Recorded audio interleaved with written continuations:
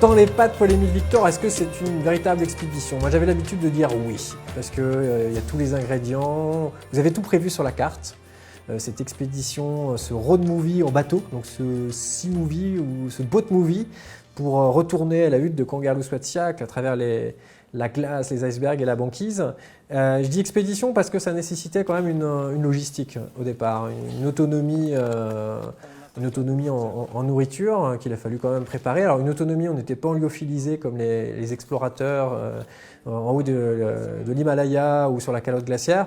On avait fait nos courses au supermarché local, au Pillers Swissock. Donc on avait des produits très locaux, ce qui ne nous a pas empêché petit à petit de vraiment mieux nous intégrer dans la vie des Inuits. Et j'entends intégrer dans l'alimentation des Inuits.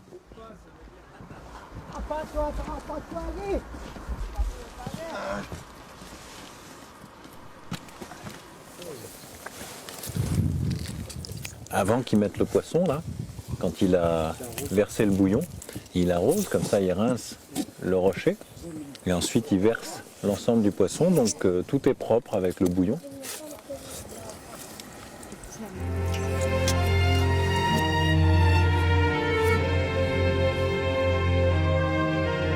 Et je crois me souviens très bien même que la première fois où on a eu du phoque bouilli dans la marmite, et que vous trempez la main comme tous vos camarades, la première réaction que j'ai eue, c'était des hauts le cœur en mangeant ce phoque bouilli.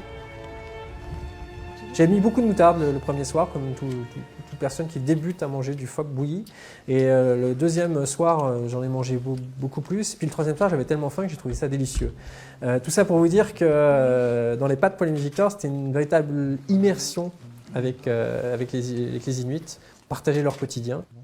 Et puis c'était un univers marin par excellence, un univers avec plein de risques, parce que quand vous avez une caméra et que la caméra vous la passez d'un bateau à l'autre, que la caméra elle passe au-dessus de l'eau, on était même complètement imprudent puisqu'on avait une grue et sur la grue on avait donc installé la caméra et le bras de la grue, dès les premiers jours on mettait la caméra au-dessus de l'eau, mais on n'avait qu'une seule caméra, ce qui est complètement inconscient.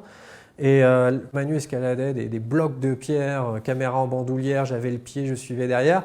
C'est un tournage où on a beaucoup grimpé sur les sommets pour avoir des points de vue complètement inédits. Mais grimper sur les sommets, ça voulait dire prévoir tout le matériel et prévoir que nos petits camarades passeraient en contrebas pour qu'on ait le plan parfait du bateau perdu dans l'immensité des fjords.